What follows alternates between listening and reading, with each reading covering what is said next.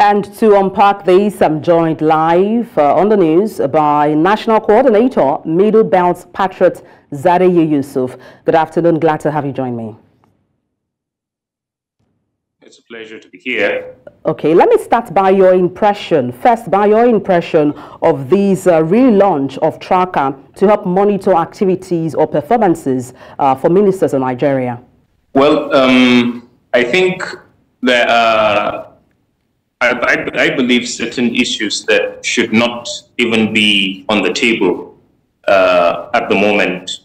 There are certain issues that are so irrelevant. You know, to a large extent, there are some of us that are believed to be pessimists. You know, they do not see anything good coming and all of that. But I'm thinking being realistic, or, you know, rather looking at it from a realistic point of view, looking at it from, you know, the grassroots, looking at it from the perspective of the masses. Basically, you would want to first of all ask, on what platform are you basically tracking anything?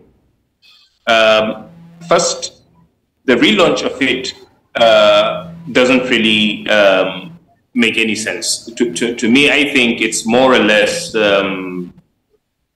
maybe somebody just needs to be on the media, somebody just needs to do something, somebody needs to just be seen active and all of that. When you look at the government itself, you know, basically the key policies that have been unrolled, you would realize that it's not just an error, but it's deliberate. As far as every indices of development is concerned, the masses, the people are already choked. You understand what I'm saying? We are choked such that you are left actually wondering, what are you trying to track? What are you trying to mark? What feedback basically are you looking for? So it just doesn't, I don't know how to assess it as far as the reality in the country is concerned, especially economical, and then especially looking at whatever it is you may measure as the performance of any ministry, any department, any agency whatsoever. I do not exactly know why that relaunch is coming. It's pretty much you know, just a creation of something needs to just happen. Somebody needs to just appear, you know, busy doing something and all of that. But exactly what we hope to track or whatsoever, I do not really know where that's coming from. So it's just, I feel, to the best of my ability, as far as the reality of the country is concerned, it's a baseless, you know, development. I don't know what that means, basically. Well, just to chip in there, you know, Mr. Yusuf, we understand that we've seen report also from Ghana, and they are also set to launch similar thing, but in this case for government infrastructure project, and this is for their citizens to monitor transparency as well as accountability of how this project, you know, fare along the line. Now, coming back to Nigeria, you've rightly pointed out the shortcomings of this initiative. What alternative would you recommend as a means to measuring performances, key performances, you know, performance indicators for our ministers or for those in government? No, of a truth, when you mention places like Ghana, for particularly any government that is actually set, you know, determined to, especially in the aspect of infrastructure. Of course, I'm not basically ignorant of what that should do, you know, the tracker, you know, basically to get the feedback, you know, to measure how much success or otherwise, you know, unrolling or implementing all of those projects is concerned. I'm pretty much aware of it. But there is a situation we are faced with in Nigeria, and we cannot pretend about it, basically. And that's why I'm saying it's especially what that tracker means to the reality in the Federal Republic of Nigeria is what basically I haven't been able to, you know, reconcile. Now, I think in Nigeria, the focus shouldn't completely be, as at now, it's not about infrastructure and certain other things.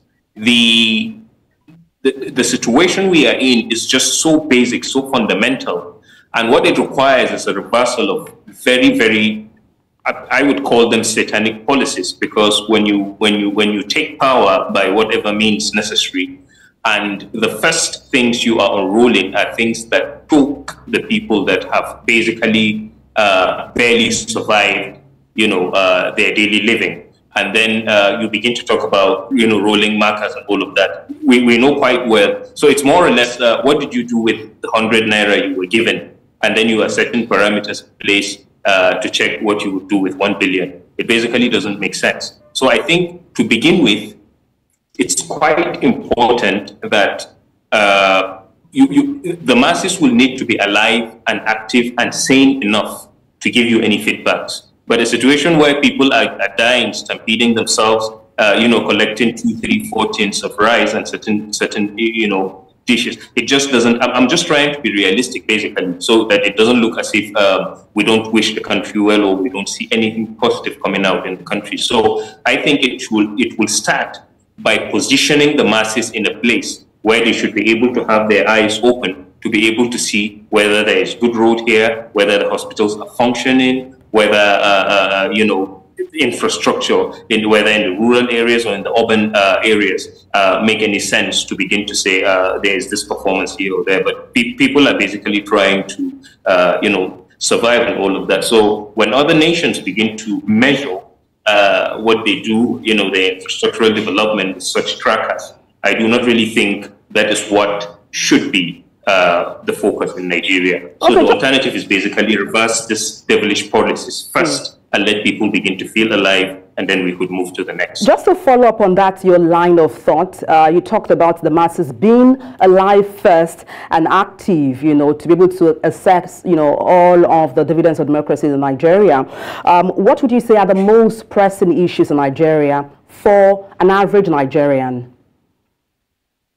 Well, the most pressing issue, first of all, when this regime came in, something that has never happened. You just woke up in the morning with one single pronouncement, and I think from what people could get for, I think 160, 170, and all of that went now itself for about 600 and 50, 660, and 700 in certain places per liter of fuel, and that has shut down quite a number of small businesses. They don't survive, basically. So those people who could easily survive doing certain things have become beggars. I can assure you a lot of Nigerians have become beggars, not because they don't have the pride to work, they don't have the energy to work, but because that move alone has choked every aspect of the economy, especially those small and medium-scale businesses. I'm afraid that's the most we can take. Where you would I'm afraid that's the most we can take on the news for this edition. Thank you so much for your expertise. Zariyi Yusuf, National Coordinator, Middle Belt Patriots. Thank you for your insights.